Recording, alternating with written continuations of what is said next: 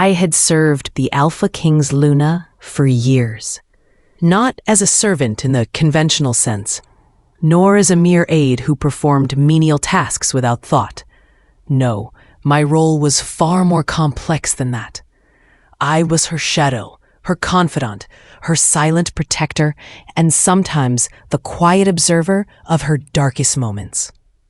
From the outside, it may have seemed like a position of privilege to be close to such a powerful, beautiful figure, but in truth, it was a dangerous path, one where one wrong step could mean ruin, or even death. Luna was not just the Alpha King's Luna. She was an enigma wrapped in elegance, a storm disguised as serenity. Her eyes carried the weight of countless unspoken battles, of victories no one would ever hear about, of pain hidden behind an impervious mask. To serve her meant understanding her moods, predicting her needs before she even voiced them, and occasionally catching the subtle shifts in her expression that hinted at danger, either to her or from her. From the very first day I entered the palace, I understood that this would not be an ordinary service. The air inside the Alpha's castle carried a certain chill, a quiet tension, as if the walls themselves were aware of the power contained within them. Every corridor was lined with portraits of previous kings, their gazes following intruders with uncanny precision. Guards patrolled like silent sentinels, their eyes trained to spot not just thieves, but subtle changes in expression, a nervous twitch, a glance too long at a forbidden corridor. Luna's quarters were the first place I was shown. Rich tapestries hung from the walls, intricate patterns that seemed to ripple in the candlelight. Yet despite the opulence, the room held an austere atmosphere. Nothing was frivolous, nothing excessive. Everything had a purpose, a reason, even if it was hidden from view. I quickly learned that Luna herself had a mind for precision. Every item in her room, every book, every weapon, every piece of jewelry was chosen deliberately. Serving her required not just obedience, but intuition. I learned to read the subtle cues, the way her hand would tap on the armrest when she was irritated, the slight tightening of her jaw when she was anxious, the almost imperceptible rise of her brow when she suspected danger. I had to anticipate her needs before hunger, before thirst, before even fatigue overtook her. It was exhausting, but it was also intoxicating. There was a rhythm to the palace, a cadence dictated by Luna's moods, her demands, and the unspoken rules of her world. And then there was the Alpha King. For years, he had been absent from the palace, leaving Luna and I to manage the delicate equilibrium of power in his absence. The king was a figure of immense authority, a presence that seemed to command not just respect, but obedience from everyone, even the walls themselves. His absence had been both a relief and a curse. Relief, because Luna's mood had softened slightly without his scrutiny. A curse, because the power vacuum left cracks in the order of the palace. Rumors began circulating, whispers in the shadows, hints of enemies growing bold, of conspiracies forming in the corridors. I had become Luna's protector in his absence, navigating threats that she did not see, silencing dangers that could have harmed her, and ensuring the stability of her environment. It was a delicate balance. One wrong move could have attracted suspicion from the king upon his return. One wrong act, one misstep, and all the years of service could be deemed treachery. And then the king returned. The day he came back, the palace seemed to shift. Shadows lengthened unnaturally. The air carried a heavier tension, and the guards walked faster, more alert. When he entered the grand hall, his eyes swept over everything, and then they fell on me. A chill ran down my spine. I had been his eyes for Luna during his absence, ensuring her safety, managing crises that would have reached him had I failed. Yet something in the king's gaze told me that my role had just become far more precarious. He looked at Luna first, and I could see the silent communication between them, a flicker of familiarity, of recognition, of power dynamics that had existed long before I arrived. Then his gaze met mine, Sharp, probing, dangerous. I had expected scrutiny, of course, but the intensity was more than I had anticipated. It was as though he could see the years of service etched into my very being, the loyalty that had bound me to Luna, and at the same time, the secrets I had been forced to carry. "Why are you here?" he asked, his voice a mixture of authority and curiosity. It was not accusatory, yet it carried an edge that made me weigh every word carefully. "I serve the Luna, my king," I replied, bowing slightly. My voice was steady, but my mind raced. Every word had to be chosen carefully. Any hint of fear, of hesitation, could be interpreted as disloyalty. He studied me for a long moment. Then he turned his attention to Luna, whose posture remained impeccable, regal and composed at her. Yet even she could not fully mask the tension that rippled through her. There were cracks, I realized, subtle but undeniable. Cracks that spoke of the strain the past years had placed on her. And then I saw it, a fleeting glance, almost imperceptible, yet unmistakable. The king noticed the holes. Not the physical scars, though there were some, hidden beneath layers of clothing. No, these were the metaphorical holes, the gaps in Luna's armor, the vulnerabilities that had accumulated over the years. He saw the moments where I had been her protector, the subtle bruises, the traces of struggles fought quietly, alone. His calm composure cracked just slightly, revealing a storm beneath the surface. For a brief instant, the air itself seemed to hold its breath. The king's eyes were no longer merely observing. They were calculating, judging, and something else, a silent fury that was terrifying in its intensity. It was clear that he was angry, not just that the dangers had threatened his Luna, but at the fact that he had been absent to prevent them. His anger was a living entity, ready to consume anything in its path. I felt the weight of it immediately. My instinct screamed that this was a turning point, a moment where the balance of power, the delicate equilibrium of loyalty, and the fragile trust that had governed our lives for years could all shatter in an instant. And yet, despite the danger, I did not flinch. My loyalty to Luna, forged in years of silent service, was unwavering. The king's voice broke the tension, low and measured, but carrying an undercurrent of fury. "Explain," he demanded. Not a question, but an order. A command that required truth, exposure, and perhaps the revelation of secrets long buried. I knew then that the next steps would define everything. The palace, the king, Luna, and even myself hung on the precipice of revelation. Every choice, every word, every hesitation could tip the scales toward destruction or salvation. And I had to navigate this storm carefully, with precision, loyalty, and courage that I'd have honed over years of service. The day the Alpha King returned, the palace itself seemed to recognize his presence. Stone walls that had once felt cold and indifferent now seemed to shift under the weight of his authority. Every hallway, every archway, every carved wooden railing seemed to hum with anticipation, or perhaps fear. I had spent years serving Luna in a palace that had fallen into a fragile calm during his absence, yet his return shattered that calm like glass struck by a hammer. From the moment he stepped through the grand doors of the hall, his gaze swept across everything and everyone. Guards stiffened, servants froze mid-step, and even the chandeliers hanging from the high ceilings seemed to sway in acknowledgement of his return. His eyes were sharp, piercing, like twin blades honed to cut through pretense and deceit. For a fleeting second, he paused, not out of hesitation, but as if calculating the magnitude of everything that had transpired in his absence. I watched him, silent, from my post near the shadows. Years of service had taught me to read not just Luna, but also the Alpha King. Every movement he made was deliberate.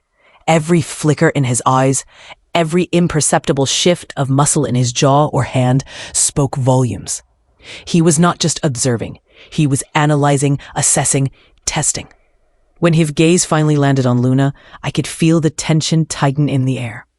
She stood with a composed elegance, the epitome of grace and power, yet even she could not hide the tremor beneath her calm exterior. It was subtle, a barely perceptible stiffening of her posture, the faintest tightening of her hands clasped before her. But I saw it. I had trained myself to notice these details over years of silent vigilance. Then his eyes found me. A chill ran down my spine. It was not fear, at least not entirely, but a deep, instinctual awareness that the balance of power had shifted. The king's gaze was assessing, measuring loyalty, gauging truth, weighing the unspoken bond between Luna and myself. There was a tension in that moment, sharp enough to slice through stone, heavy enough to make the air itself feel oppressive. "Who are you?" His voice broke the silence, low and resonant, carrying an edge of authority that made even the walls tremble. "I serve the Luna, my king," I said, bowing deeply. My voice was calm, carefully measured. Every word mattered. A misstep could be fatal, not only for me, but potentially for Luna as well. He did not respond immediately. Instead, he observed, scanning me with a precision that made my every instinct scream in warning. I had always known that the king's return would bring scrutiny, but the intensity of it was something I had never anticipated. It was as if he could see through the layers of the palace, through the years of service, straight into the silent truths that had been buried in shadows. His gaze shifted back to Luna, and for a moment the room seemed suspended in time. A flicker of recognition passed between them, subtle yet undeniable. A silent acknowledgement of shared history, of power, of unspoken battles fought long before I had arrived. But then, almost imperceptibly, I saw it. The king noticed the cracks. I had become Luna's protector in his absence, navigating threats that she did not see, silencing dangers that could have harmed her, and ensuring the stability of her environment. It was a delicate balance. One wrong move could have attracted suspicion from the king upon his return. One wrong act, one misstep, and all the years of service could be deemed treachery. And then the king returned. The day he came back, the palace seemed to shift. Shadows lengthened unnaturally. The air carried a heavier tension, and the guards walked faster, more alert.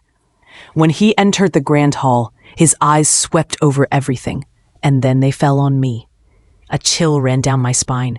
I had been his eyes for Luna during his absence, ensuring her safety, managing crises that would have reached him had I failed. Yet something in the king's gaze told me that my role had just become far more precarious. He looked at Luna first, and I could see the silent communication between them, a flicker of familiarity, of recognition, of power dynamics that had existed long before I arrived. Then his gaze met mine, sharp, probing, dangerous. I had expected scrutiny, of course, but the intensity was more than I had anticipated. It was as though he could see the years of service etched into my very being, the loyalty that had bound me to Luna, and at the same time, the secrets I had been forced to carry. "Why are you here?" he asked, his voice a mixture of authority and curiosity. It was not accusatory, yet it carried an edge that made me weigh every word carefully. "I serve the Luna, my king," I replied, bowing slightly. My voice was steady, but my mind raced. Every word had to be chosen carefully. Any hint of fear, of hesitation, could be interpreted as disloyalty. He studied me for a long moment. Then he turned his attention to Luna, whose posture remained impeccable, regal and composed at her. Yet even she could not fully mask the tension that rippled through her. There were cracks, I realized, subtle but undeniable. Cracks that spoke of the strain the past years had placed on her. And then I saw it, a fleeting glance, almost imperceptible, yet unmistakable. The king noticed the holes. Not the physical scars, though there were some, hidden beneath layers of clothing. No, these were the metaphorical holes, the gaps in Luna's armor, the vulnerabilities that had accumulated over the years. He saw the moments where I had been her protector, the subtle bruises, the traces of struggles fought quietly, alone. His calm composure cracked just slightly, revealing a storm beneath the surface. For a brief instant, the air itself seemed to hold its breath. The king's eyes were no longer merely observing. They were calculating, judging, and something else, a silent fury that was terrifying in its intensity. It was clear that he was angry, not just that the dangers had threatened his Luna, but at the fact that he had been absent to prevent them. His anger was a living entity, ready to consume anything in its path. I felt the weight of it immediately. My instinct screamed that this was a turning point, a moment where the balance of power, the delicate equilibrium of loyalty, and the fragile trust that had governed our lives for years could all shatter in an instant. And yet, despite the danger, I did not flinch. My loyalty to Luna, forged in years of silent service, was unwavering. The king's voice broke the tension, low and measured, but carrying an undercurrent of fury. "Explain," he demanded. Not a question, but an order. A command that required truth, exposure, and perhaps the revelation of secrets long buried. I knew then that the next steps would define everything. The palace, the king, Luna, and even myself hung on the precipice of revelation. Every choice, every word, every hesitation could tip the scales toward destruction or salvation. And I had to navigate this storm carefully, with precision, loyalty, and courage that I'd have honed over years of service. The palace had grown quieter since the Alpha King's return, but not in peace. It was the eerie calm that precedes a storm, the silence that carries more weight than any shout or clash of swords. I moved through the halls a shadow among shadows, observing both Luna and the king as they navigated this fragile tension. Each glance, each slight shift in posture was charged with meaning. A subtle chess game played with no verbal moves, only perception, intuition, and instinct. It was during one such evening, under the silver glow of the moon filtering through the arched windows, that the king noticed the first signs, the holes. They were not literal, of course, but every scar, every bruise, every mark of struggle or exhaustion that Luna had carried silently for years became a glaring revelation under his piercing gaze. The cracks in her armor were subtle at first, almost imperceptible to anyone untrained in observation. A slight hesitation in movement, a brief wince at a gesture that touched a tender spot, the faint tightening of her fingers when a memory seemed to intrude, all invisible to most, but visible to him. And when he saw them, the Alpha King's reaction was immediate, sharp, and terrifying. He did not speak at first. Instead, his eyes darkened, a storm forming in their depths, a rage that was as controlled as it was deadly. The air in the room seemed to tremble under the intensity of this focus. I could feel it pressing against my chest, a weight that made breathing deliberate, careful, calculated.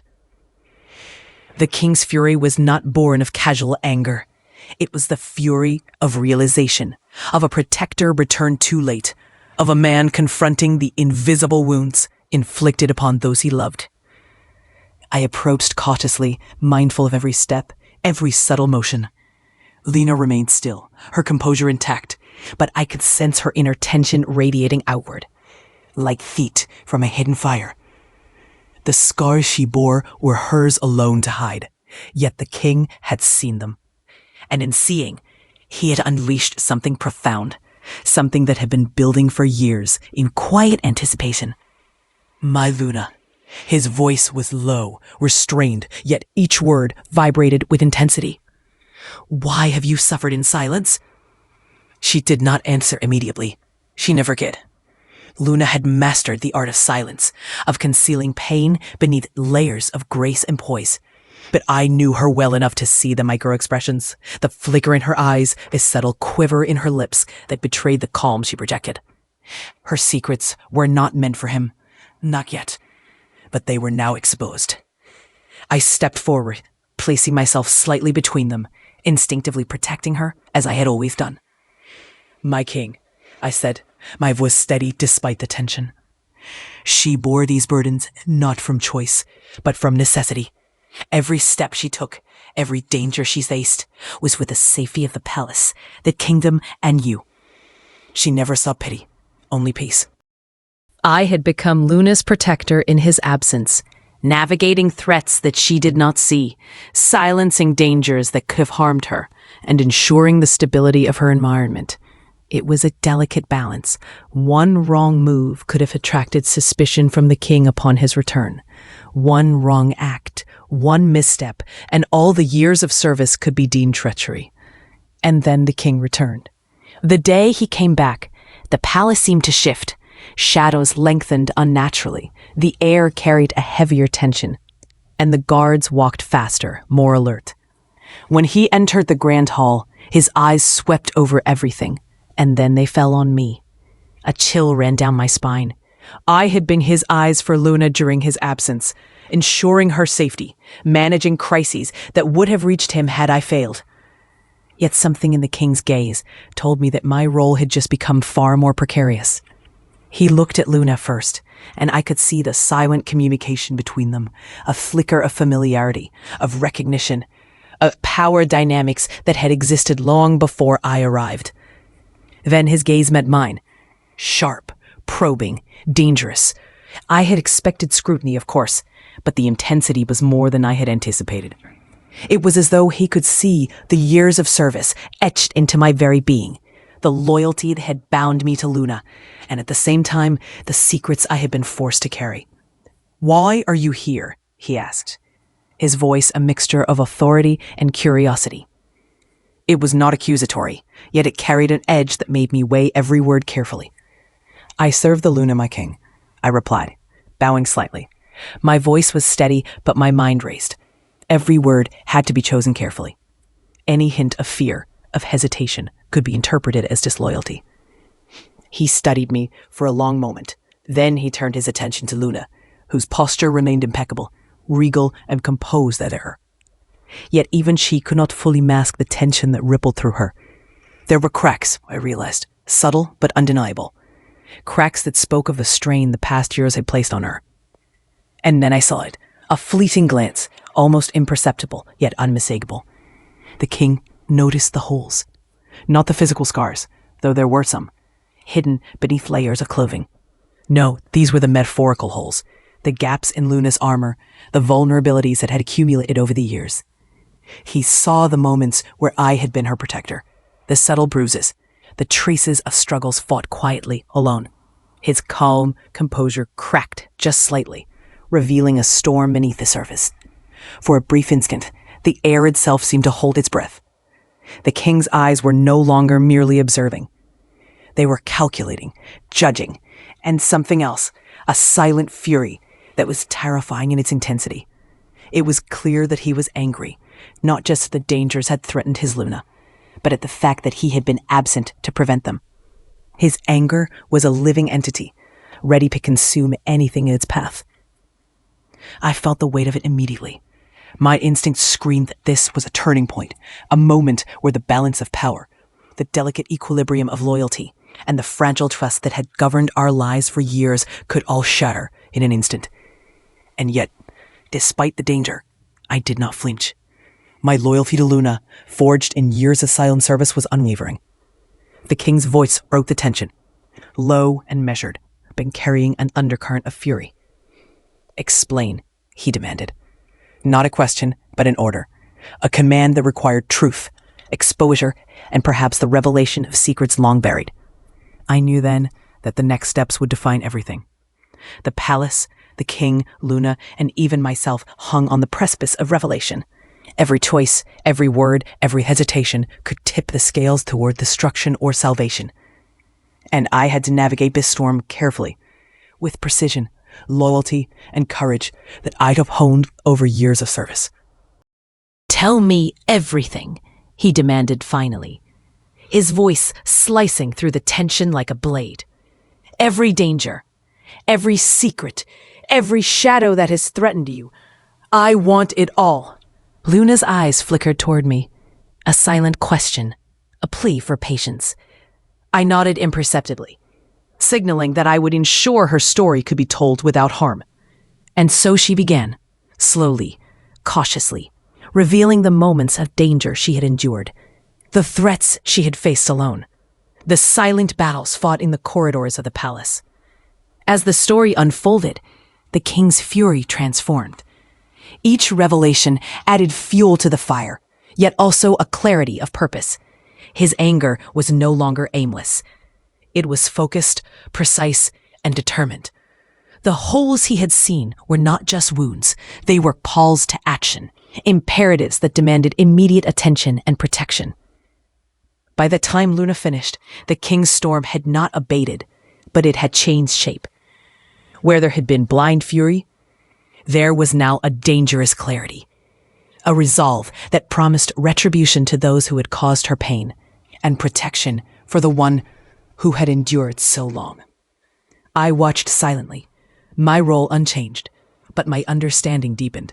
The king was not just angry, he was awakened, aware of the realities that had been hidden from him and ready to act.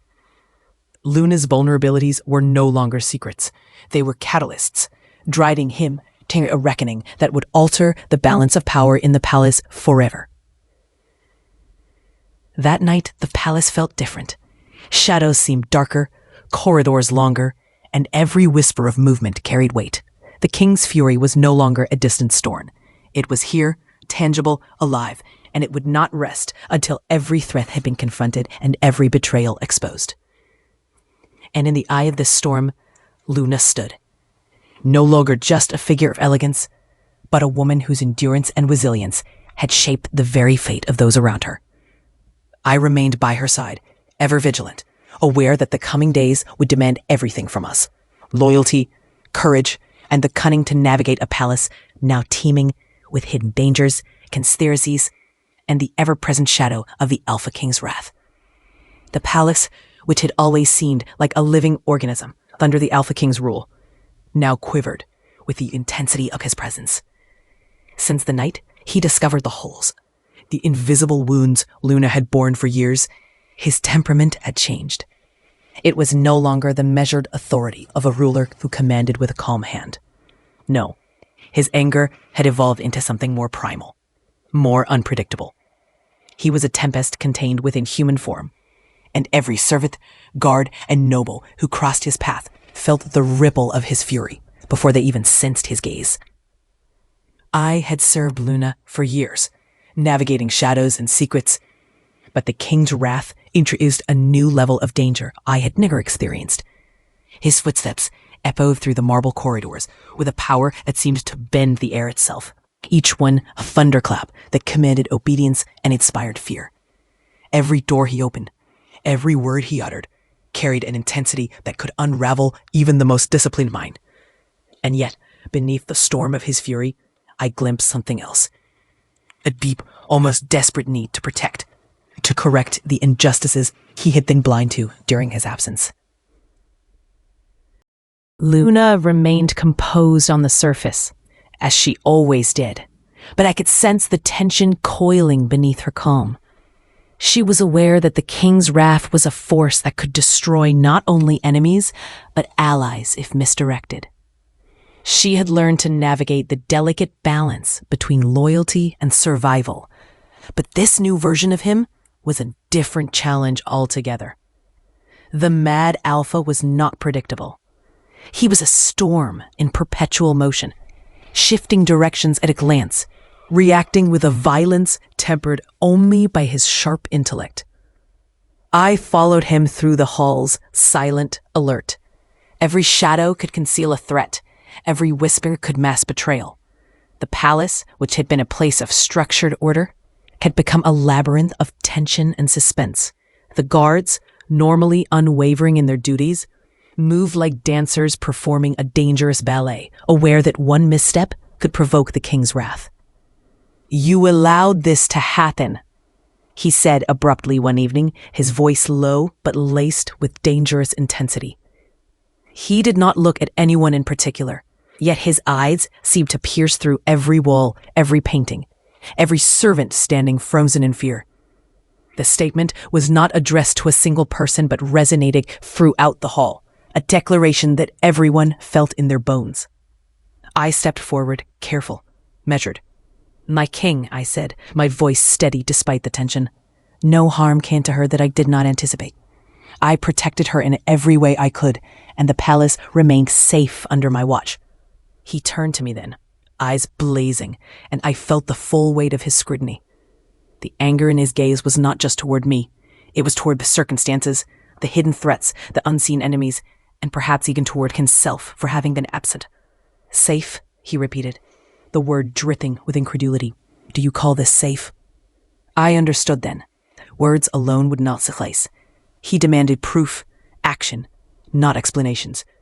The madness I glimpsed before was now a tangible force, shaping every decision he made, every glance, every step. It was unpredictable, dangerous, and yet, beneath it all, there was a method, a clarity of purpose that, harnessed correctly, could protect the kingdom and its inhabitants from the unseen threats that lurked in the shadows. That night, the king moved through the palace as though sensing every secret, every hidden betrayal.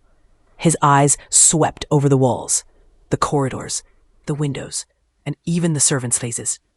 He spoke rarely, yet each word was a weapon, a command, a revelation. Luna followed him with careful grace, never intervening unless absolutely necessary, allowing him the space to unleash his fury, to confront the shadows he had previously ignored. Hours passed like this, a continuous dance of power, observation, and quiet confrontation. The king's anger, though intense, began to reveal cracks, moments where his focus shifted from fury to calculation, from rage to strategy. It became clear that his madness was not chaotic, but deliberate, a storm controlled by a mind as sharp as a blade. And in those moments, I realized that his fury, terrifying as it was, could be an ally. If channeled carefully, it could expose threats, uncover conspiracies, and protect Luna from dangers she could not yet perceive. But the danger was ever present. The palace was a labyrinth of hidden intentions, silent betrayals, and unseen enemies. Even a casual observer could not fully grasp the depth of intrigue that pulsed beneath its surface. I knew that every move we made had to be precise, every action deliberate. The king's madness was both a shield and a blade. One wrong step could turn his fury against us rather than for us. As the night deepened, I witnessed moments that revealed the complexity of his mind.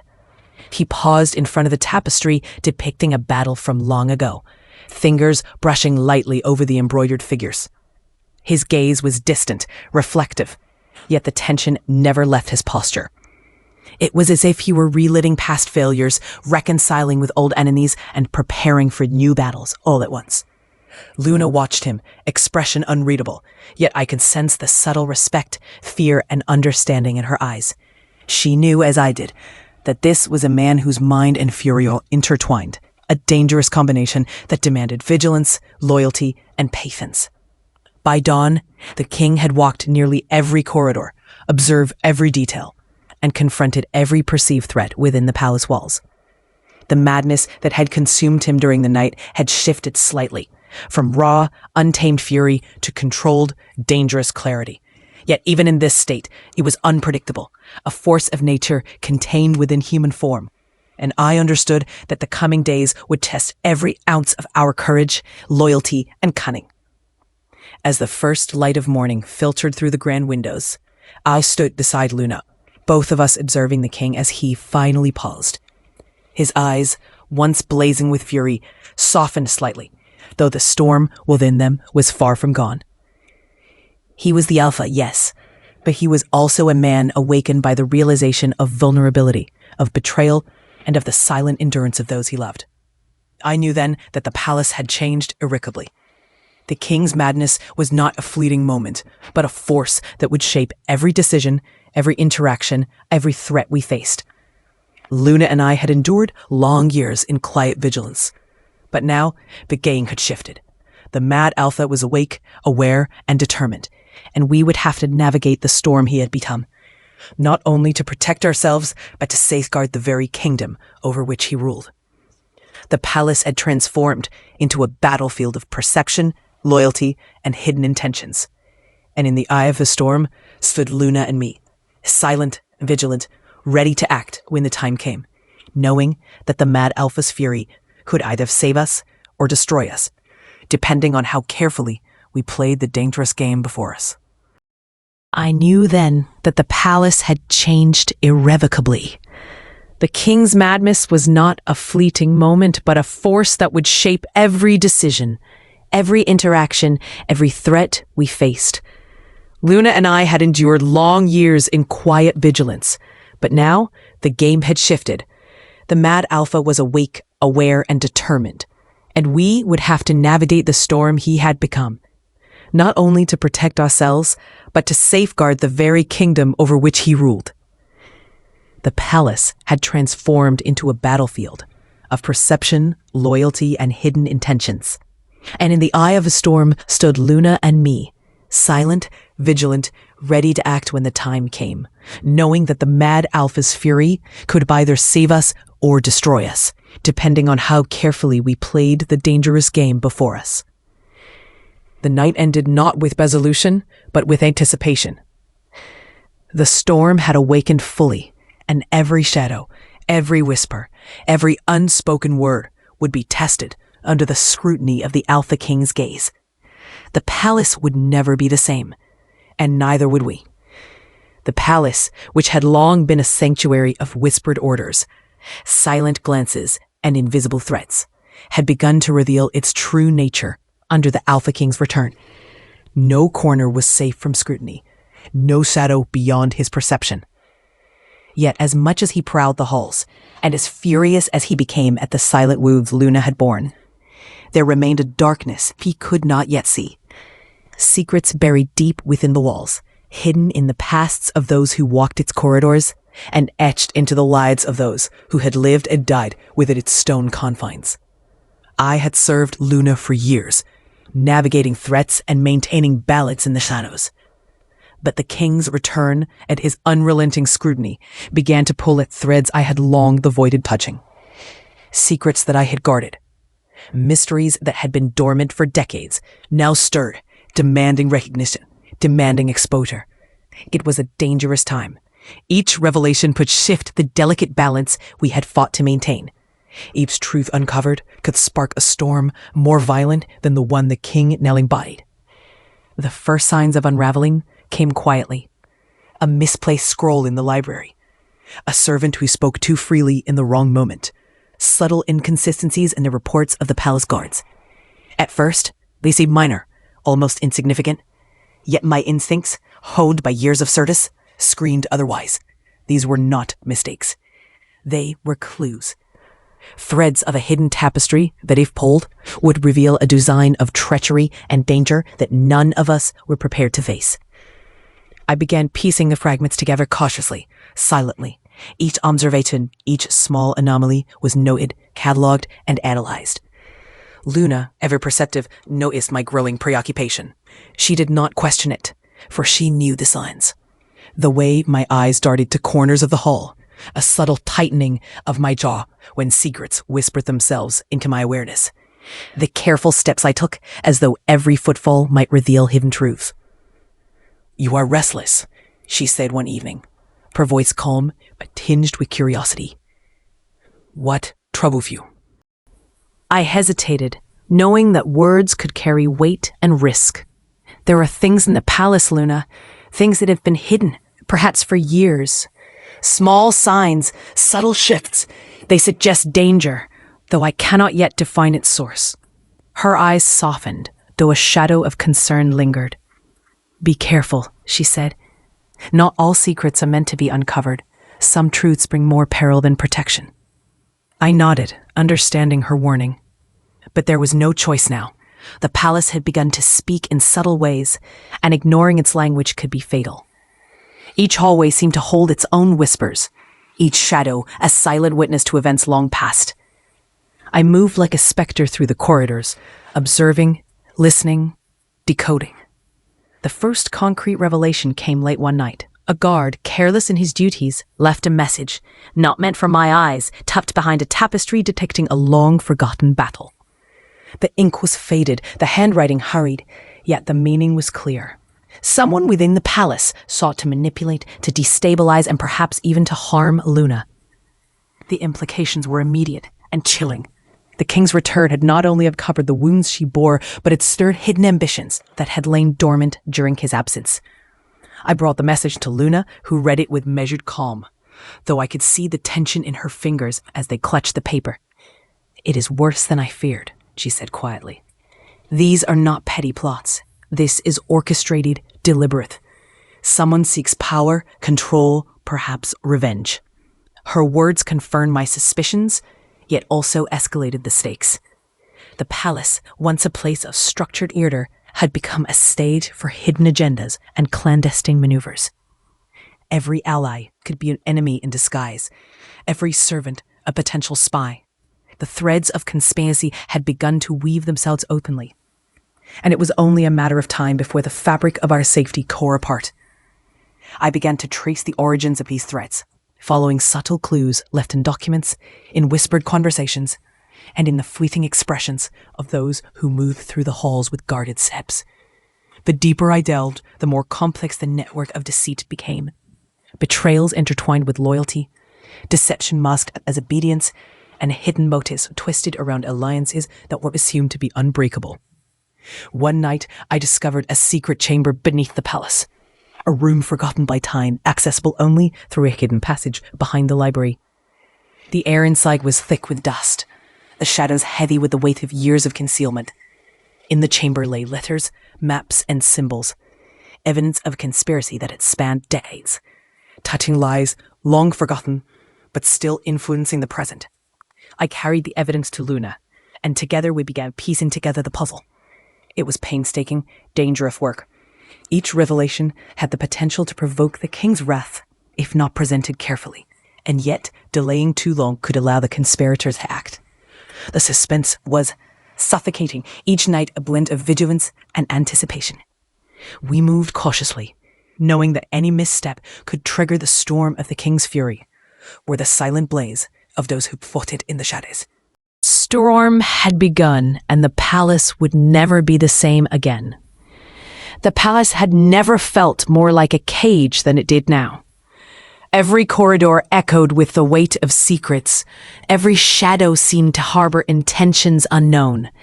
And every face, once familiar and trusted, now held the faintest trace of suspicion. The discovery of the hidden messages and secret chamber had lifted the veil on a sprawling web of conspiracy. What was worse, it had become clear that the danger was not just from outsiders, but from within. Those who had been trusted, those who had walked the halls for years without a hint of deceit, were now revealed as potential traitors. I moved carefully, alert to the subtleties that others might dismiss. A servant lingering too long near a door, a guard whose eyes flicked toward me with unspoken concern, a phrase spoken in passing that hinted at allegiance elsewhere. Each small act became a piece of a puzzle I had to solve. Luna was equally vigilant, though she maintained her composure, her face betraying nothing of the storm raging in her mind. Together, we began mapping the betrayal, identifying patterns and connections that were almost invisible to an untrained eye. The first true betrayal struck like lightning.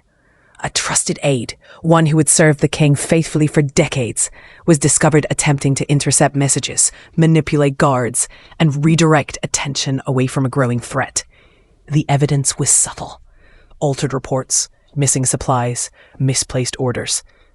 But the pattern was undeniable, and the implications terrifying. This aide had been working quietly to undermine our efforts, to weaken Luna, to destabilize the palace from within. The king's reaction was immediate, as I had anticipated.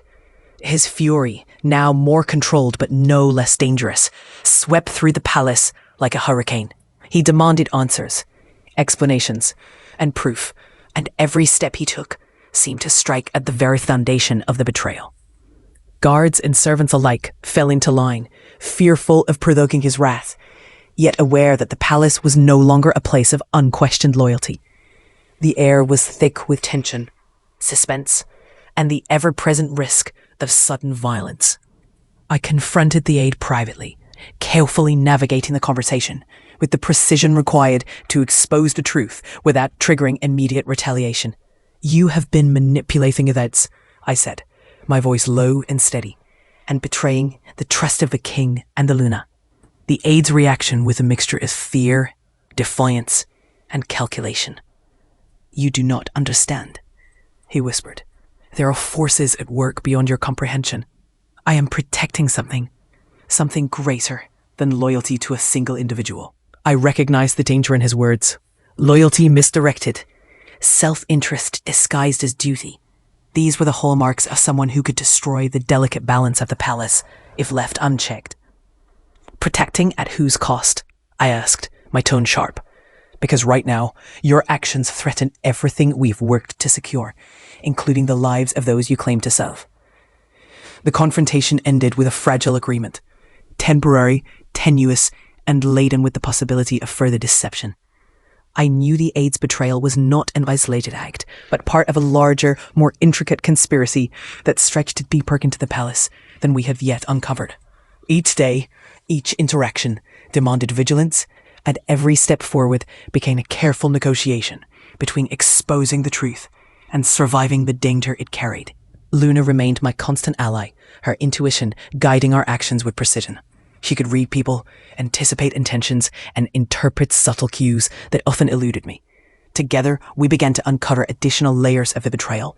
Alliances hidden behind loyalty, messages concealed within mundane reports, and threats disguised as routine tasks.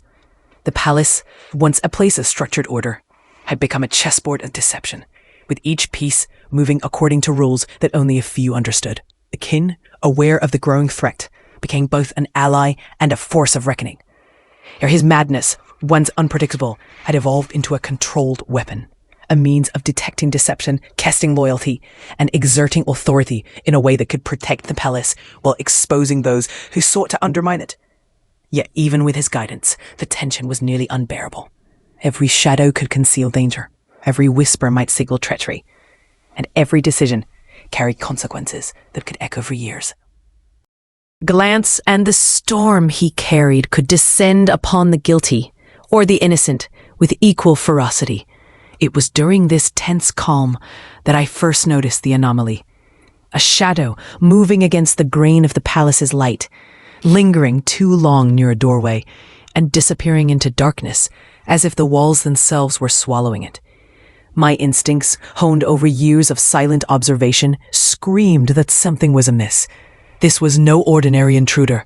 It was deliberate, calculated, aware of the risks, and confident enough to move under the cover of night. I signaled to Luna, barely a flick of my hand, and we followed, silent as ghosts, tracing the shadow's path through hidden corridors and side passages.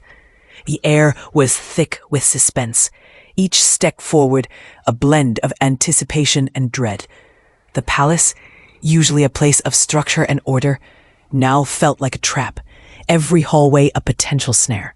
Finally, we arrived at a small, seldom-used antechamber.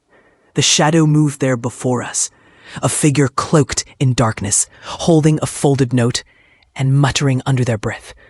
Their posture was tense, their movements precise, as though performing a ritual that demanded both secrecy and care.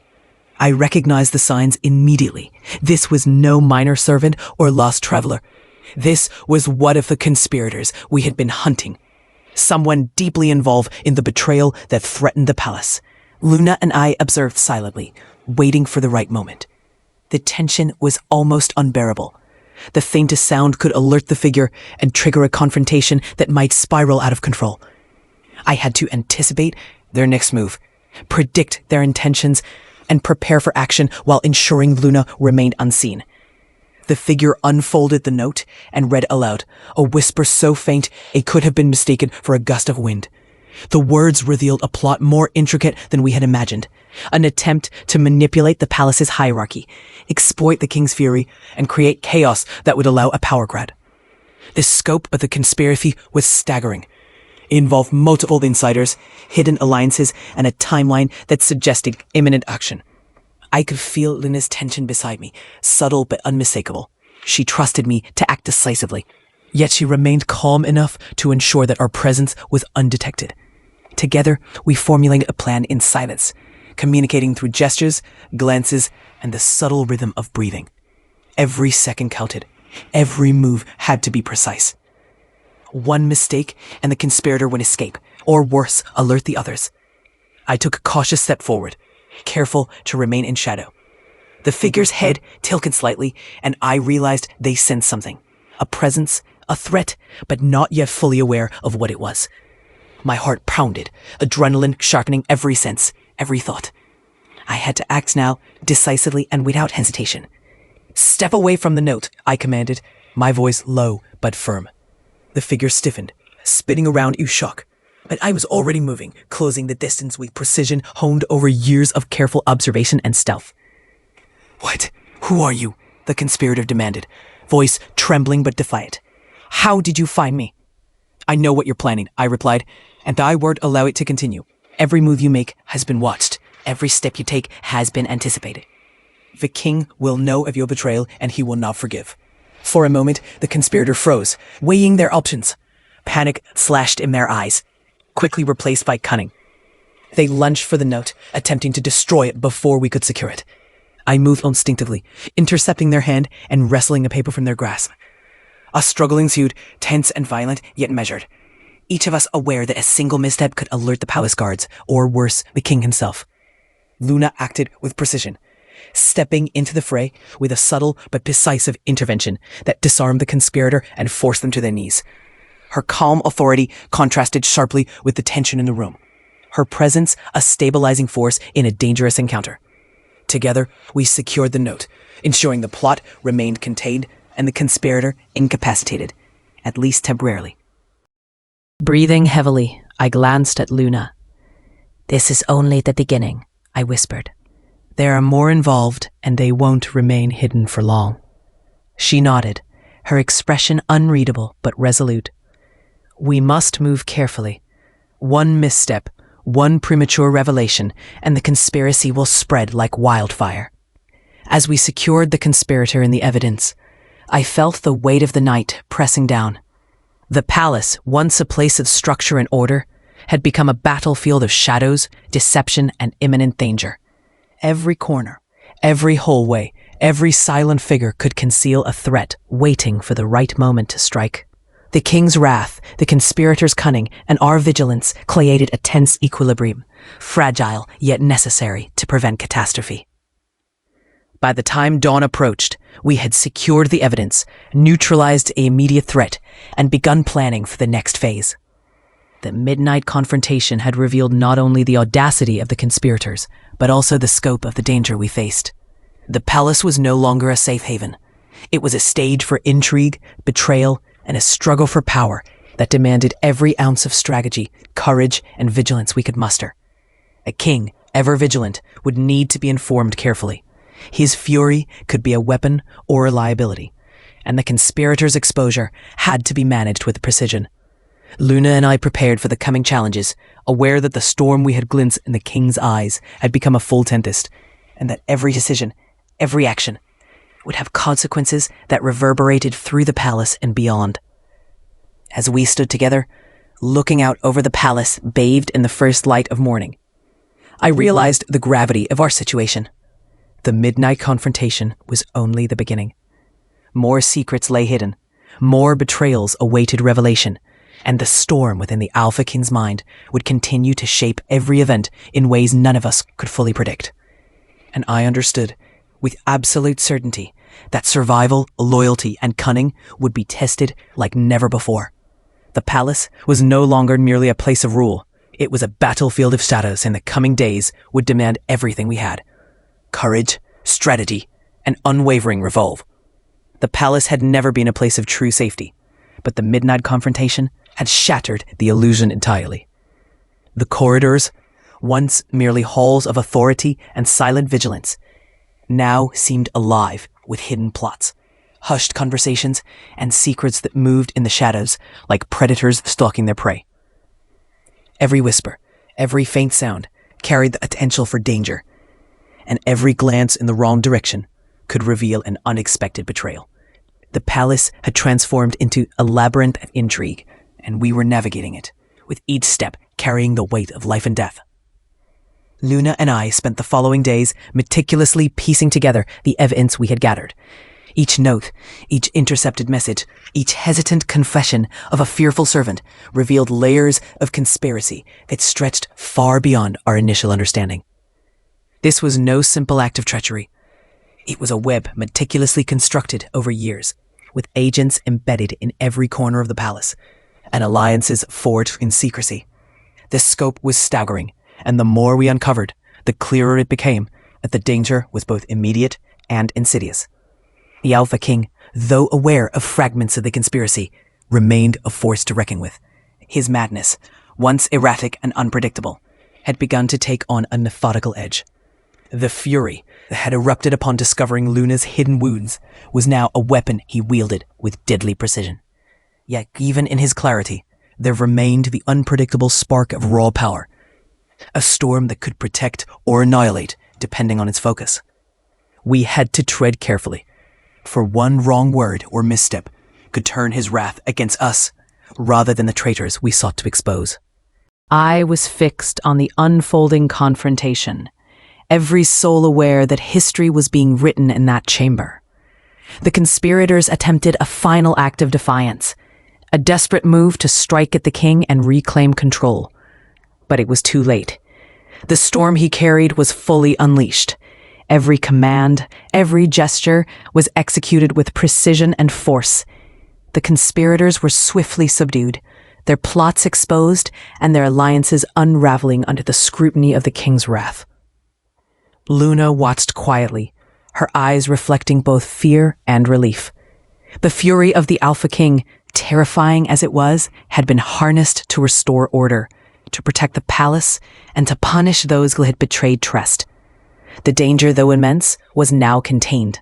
The conspirators' power had been broken, their plans nullified, and the palace, for the first time in days, felt a semblance of security. Yet even in the aftermath, the tension lingered. The palace had been shaken to its core, and the scars of betrayal would not vanish overnight. Every shadow, every corridor, every whisper now carried the memory of what had transpired.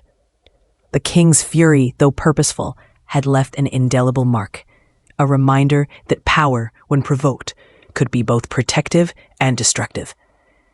As the night gave way to dawn, I stood beside Luna, both of us observing the king as he returned to his chambers. His fury had subsided slightly, replaced by a contemplative intensity. He was no longer merely an instrument of wrath. He was a man aware of the dangers within his own palace, a man who had been forced to confront betrayal in its most immediate and personal form. Luna turned to me, her expression unreadable but resolute. "The conspirators are defeated, for now," she said softly. "But we must remain vigilant. There are always those who will seek power through deception." I nodded, understanding the truth of her words. The storm had been unleashed, the conspirators punished, but the palace would never return to its previous state of complacency. Shadows lingered, secrets remained, and vigilance would be required to ensure that order and loyalty endured. The king's fury had been a weapon, devastating in its precision, terrifying in its intensity. It had restored balance, protected those he cared for, and punished treachery. And yet, I knew that the storm was not over, that every day, every moment, would require the same careful navigation of loyalty, courage, and cunning. The palace had survived the night, but the shadows of betrayal would always return, and we would be ready. The palace, once a grand sanctuary of power and discipline, had been forever transformed by the events of the past weeks. Shadows no longer hid merely the whispers of servants. They had concealed betrayal, manipulation, and plots that had threatened to unravel everything the Alpha King ruled over. Yet now, as the final confrontation drew to a close, the palace seemed to exhale, releasing the tension that had gripped its halls. But the calm was fragile, tempered by vigilance and the lingering knowledge that danger had once again been defeated. For now, the conspirators, those who had once walked openly within the palace as trusted aides and advisors, had been brought to justice. Some had been imprisoned, others stripped of their titles and influence, their power dismantled with precision under the king's watchful eye.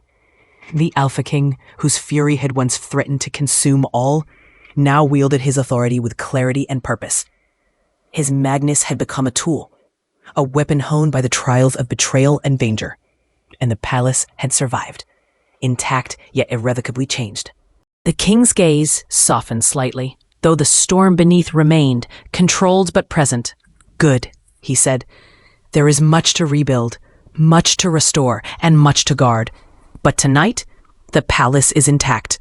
The conspirators have been neutralized, and the threat has been eliminated. You have both played a crucial role in ensuring this outcome. I will not forget it." A sense of relief settled over the hall, subtle but profound.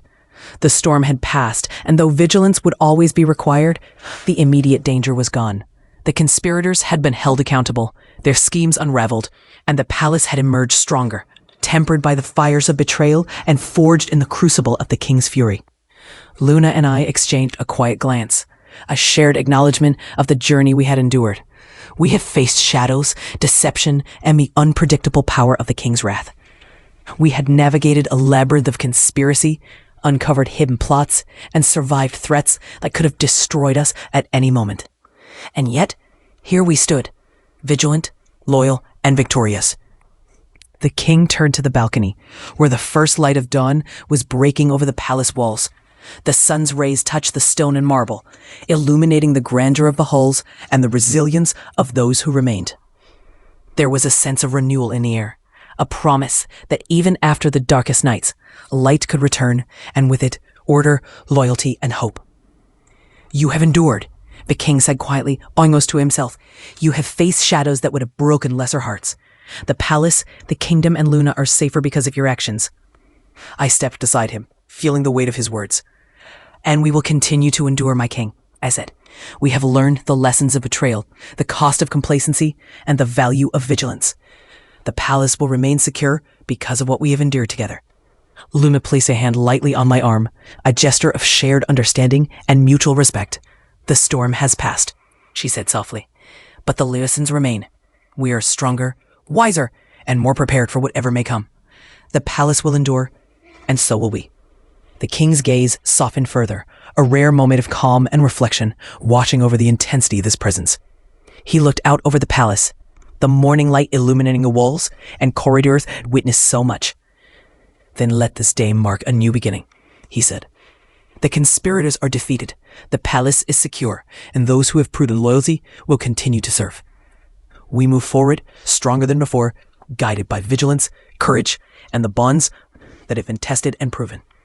A sense of peace settled over the palace for the first time in weeks. The storm of fury, betrayal, and danger had passed. Shadows remained, as they always would, but they no longer held the power to destabilize, deceive, or destroy. The palace, its people, and the Elfin King's rule had been tempered by fire, forged in loyalty, and strengthened through courage. Luna, the king, and I stood together, silent for a moment, watching the sunrise illuminate the palace walls. It was a symbol of renewal, of hope, and of the enduring power of loyalty and vigilance.